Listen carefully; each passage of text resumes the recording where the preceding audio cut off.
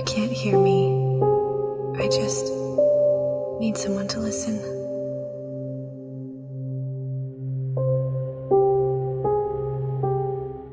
Hello guys, AvidExpert here, and today I'm going to be talking about Pamela. It is an upcoming survival sci-fi horror game, which is a really interesting combination. And just to get the plot out of the way for you guys, the player is basically in a city called Eden. It's a utopian city, a sci-fi futuristic city. It's peaceful, it's beautiful, it's high-tech, and it's very clean. Basically, the player awakes from a cryo sleep, and events have unfolded in the city where an infection has basically devastated the utopia, and it's causing people to be disfigured and making them really crazy and unpredictable and even aggressive towards you, trying to kill you. And you basically have to scavenge for supplies, you know, the regular stuff, food, water, to avoid dehydration and starvation. And there's also a lot of equipment in the game that you can use for base building as well as combat. And the game also features a full day-night cycle, which allows you to actually adapt your strategy depending on the time of the day. You can play for a more stealthy approach during the night, which is a big part of the game, it seems. So basically, the game is also going to feature a lot of different areas. You're going to have everything from residential apartments, you're going to have large shopping malls, outdoor courtyards with restaurants and things, and cinemas. There is going to be various NPC factions in the game, and they're going to have a personality system, and that personality and how they act in towards the game is going to be based on various factors on how other factions are treating them, as well as the player themselves. And the player will be assisted by Pamela, the game's name, which is Eden's AI overseer, who aids the player in combat and exploration. So it seems like the player is definitely tied to the AI and is some kind of authority figure or somebody who's in a position of power at least, because otherwise I don't see why the AI from the entire city would be in contact and aiding them specifically. So a few things that I just want to say about this game is it has a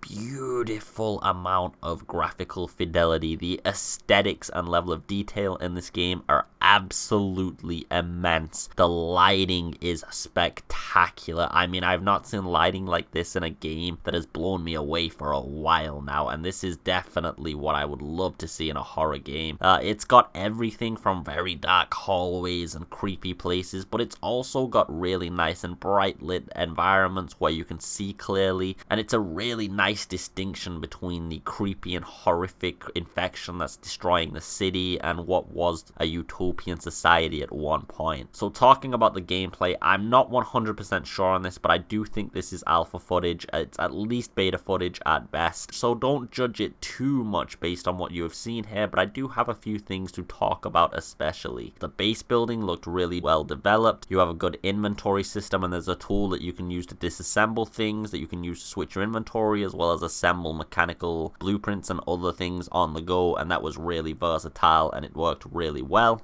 The atmosphere in general is really well crafted. You get that sense of dread and destruction that's happened in a society. You really get that post-apocalyptic feeling. Every room seems to tell a story. It has a beautiful, well handcrafted environment. You can tell the developers put a lot of thought into the individual placement on things, and that is definitely the way to go. And as I said, the lighting really enhances this because it makes the rooms, like say for example, you've got a really devastated room with all the furniture, but then the lighting's also flickering on and off. It really just adds to that sense of destruction and fear to put the player kind of in a horrific situation and make you feel the anxiety of the overall situation. You feel the decay of this utopia, you know, with everything breaking down from what was like a really futuristic and beautiful city. I do have a few bad things that I want to point out that I think they could improve on, and if they do improve on these things, it would greatly enhance the game. So the first thing I want to say is the human AI is really flunky in this game at the moment. It definitely does not look fluid. They all use the same running animation. The humans seem to be the same height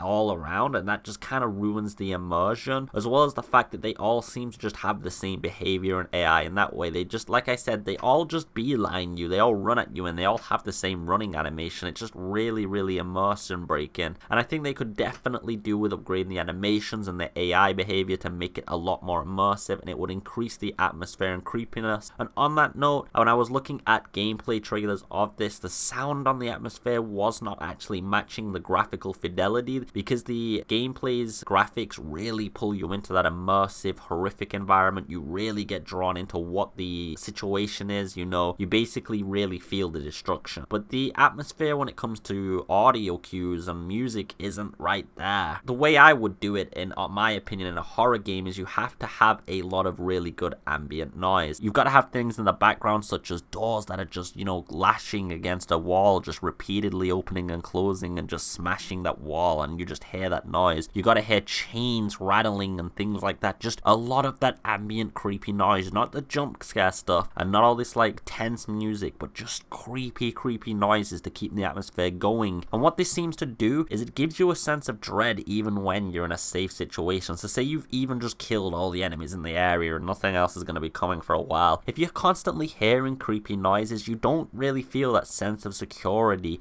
Audio is definitely tied into how a person feels during a horror game, and I really think that just going for loud music is the cheap way to do it. I think that the best way to actually do it from a developer's perspective and to immerse the player themselves as well is to just increase all those little noises you hear in the background, to just keep a story going with the audio, just make the player constantly be on their toes, constantly looking around because they're hearing creepy things. And the only other real complaint I had about the game was the movement system itself did not seem too fluid. It seems like the player in the videos got stuck a few times, even in the demo, around the scenery, and it definitely looked like they could improve upon that. You know, it didn't look too responsive and it looked kind of just jittery in it. I don't know. I think I'd appreciate if they just improved that a little bit more and they made it a little bit more fluid. And especially, as I said, it just looks really awkward with the enemy AI, with how they all run the same and they just beeline you. Like, that just makes it really immersion breaking. Other than that, I think the game actually looks really spectacular, and I'm really looking forward to what they can push out with this and seeing what kind of story we're gonna get. And I'm really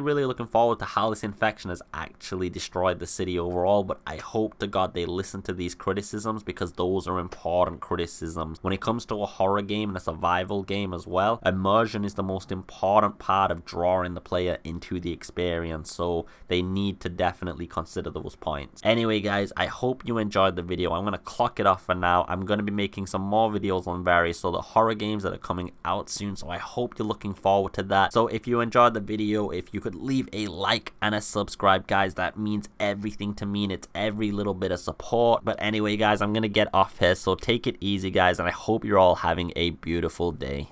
Peace.